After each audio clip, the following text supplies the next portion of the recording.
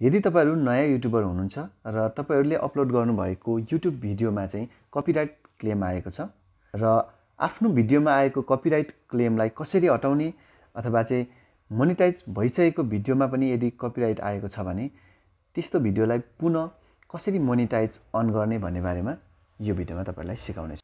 नमस्कार, म प्रजन राई र यहाँहरुलाई स्वागत छ मिशन टप नेपाली टेक युट्युब च्यानलमा। आउनुहोस् ढिलो नगरी भिडियोलाई सुरु गरौँ।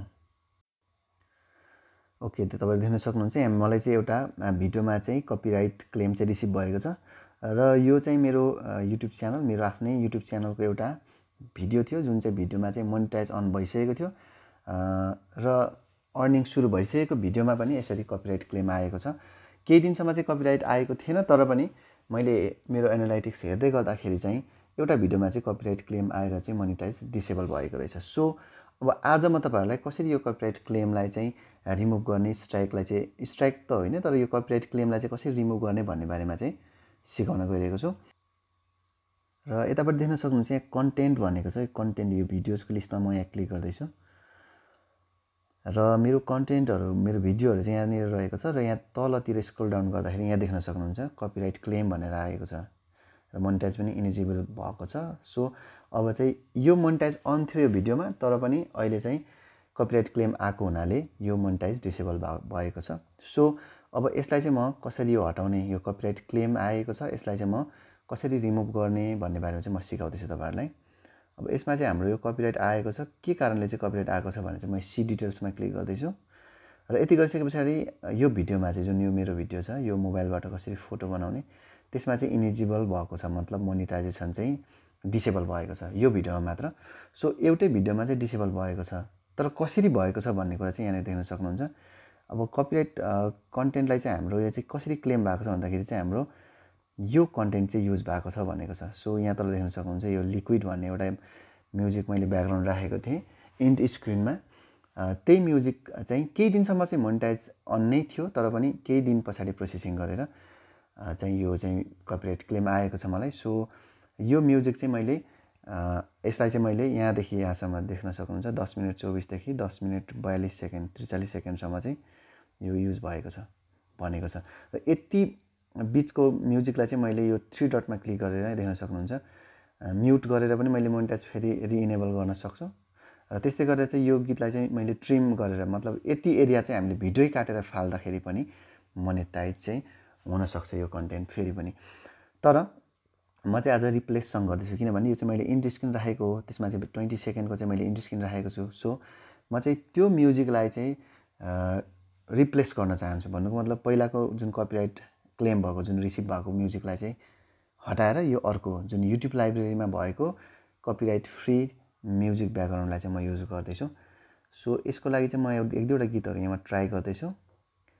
गीत भन्दा पनि यहाँ चाहिँ म्युजिक ब्याकग्राउन्ड मात्रै हुन्छ। सो म्युजिक ब्याकग्राउन्ड धुन मात्रै हुन्छ। यो म्युजिकलाई चाहिँ म यहाँनिर ट्राई गर्दैछु, कुन चाहिँ अलिकति मलाई उत्कृष्ट लाग्छ त्यो म यो पनि प्ले गर्दै हेर्छु र मलाई लाग्छ म यही चाहिँ ब्याकग्राउन्ड चुज गर्छु।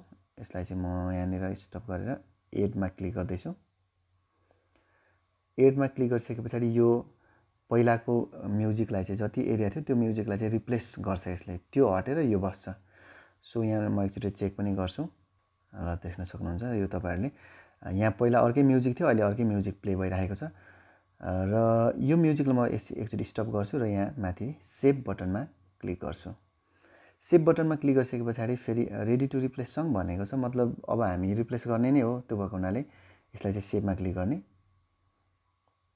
यति गरिसकेपछि अब यो प्रोसेसिङमा जाँदैछ र यहाँ देख्न सक्नुहुन्छ video editing is in progress भनेको छ। यहाँबाट हाम्रो भिडियो चाहिँ एडिटिङ प्रोग्रेसमा गइसकेको छ, मतलब अब हाम्रो चाहिँ पहिलाको म्युजिकलाई चाहिँ रिप्लेस गर्नुपर्ने हुन्छ। यसले चाहिँ हाम्रो केही समय लिन्छ प्रोसेसिङको लागि। सो अहिले चाहिँ यहाँ देख्न सक्नुहुन्छ यहाँनिर भनेको छ चेकिङ भनेको छ। अहिले चाहिँ हाम्रो प्रोसेसिङमा यो भिडियो चाहिँ गइसकेको छ र केही बेर पछाडि चाहिँ हाम्रो ब्याकग्राउन्ड म्युजिक चाहिँ रिप्लेस भएर आउँछ। यदि म्युट गरेको थियो भने पनि केही समय लिन्थ्यो र ट्रिम गरेको थियो भने पनि केही समय लिन्थ्यो। सो त्यतिन्जेल चाहिँ हामीले यो इनेजिबल नै देख्छौँ र यहाँनिर देख्न सक्नुहुन्छ प्रोसेसिङ भनिरहेको छ। अब हाम्रो यो प्रोसेसिङ भइन्जेल चाहिँ हामीले वेट गर्नुपर्छ र म एकचोटि रिलोड गर्दैछु यसलाई। केही बेर पर्खेर मैले यसलाई रिलोड गरिसकेँ र रिलोड गर्दाखेरि यहाँ देख्न सक्नुहुन्छ हाम्रो भिडियो कस्तो भइरहेको छ। म एकचोटि फेरि हेर्छु र अहिलेसम्म चाहिँ यो इनिजिबल नै छ। सो फेरि पनि म एकचोटि वेट गर्छु र केही बेरमा चाहिँ म रिलोड गर्छु।